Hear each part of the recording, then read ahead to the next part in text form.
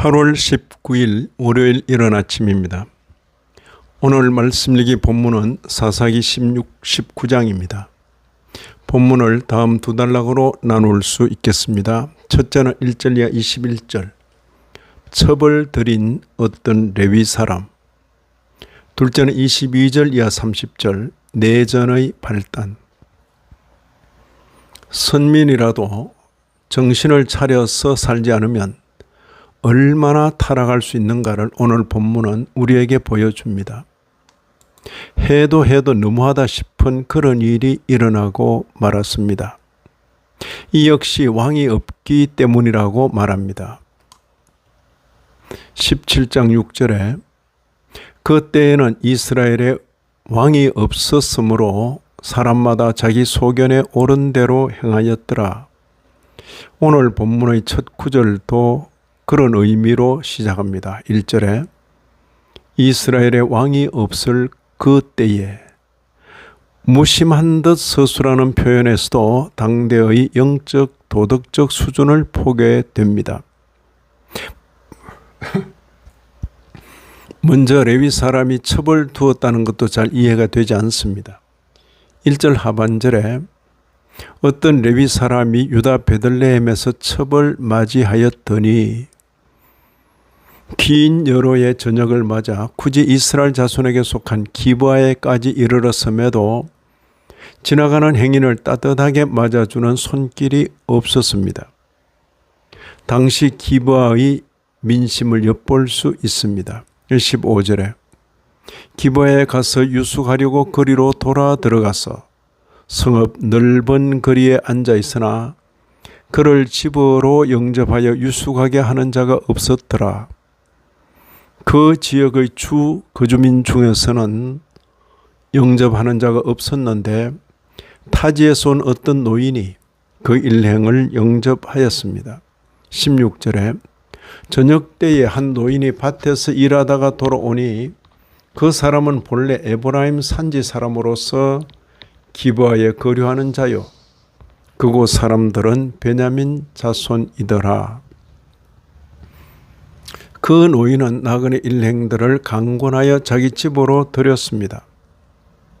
20절 21절을 보시면 그대는 안심하라. 그대의 쓸 것은 모두 내가 담당할 것이니 거리에서는 유숙하지 말라 하고 그를 데리고 자기 집에 들어가서 나귀에게 먹이니 그들이 발을 씻고 먹고 자니라. 이대로 밤이 지났으면 얼마나 좋았을까. 하지만 운명의 밤은 이제부터 시작되는데 당시 선민들의 영적 도덕적 수준을 여지없이 보여주고 있습니다. 밤이 깊어가는데 그 성읍의 불량배들이 그 집을 에워싸고 문을 두들기며 집주인 노인에게 강요합니다. 22절 보시면 내 집에 들어온 사람을 끌어내라. 우리가 그와 관계하리라. 이런 표현은 동성애를 가리키는 표현입니다. 낯선 남자에 대한 관심을 나타내는 것입니다. 아니, 선민들이 이런 어처구니 없는 요구에 대응하는 노인과 레위인의 행태도 도무지 이해되지 않습니다. 먼저 노인의 말을 들어보십시다. 23절 24절입니다.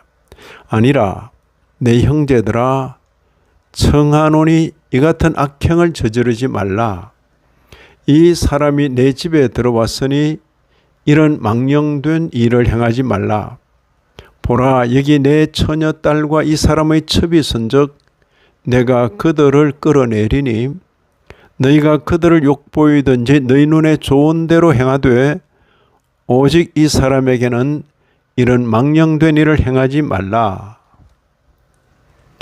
다음으로 그 레위인의 처신도 보십시다. 25절 상반절을 보시면 무리가 듣지 아니하므로 그 사람이 자기 첩을 붙잡아 그들에게 밖으로 끌어내매 그들이 그 여자와 관계하였고 그 후유증으로 그 여인이 죽게 되자 그 레위인은 그 일의 부당함을 전체 이스라엘에게 알리기 위하여 첩의 시체를 12토막으로 나누어 그것을 이스라엘 사방에 두루 보내었습니다.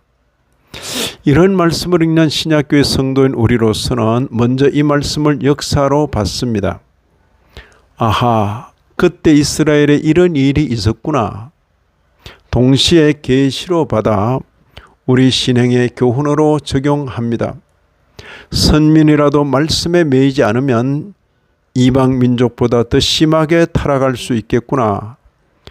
나아가 영원을 향한 우리 노정의 교훈으로 적용합니다.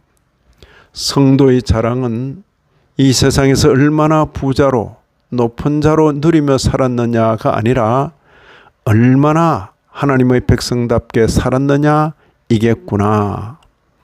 이 아침에도 말씀에 참여하신 모든 분들 위해 하나님의 크신 은혜가 더하시기를 진심으로 기원합니다.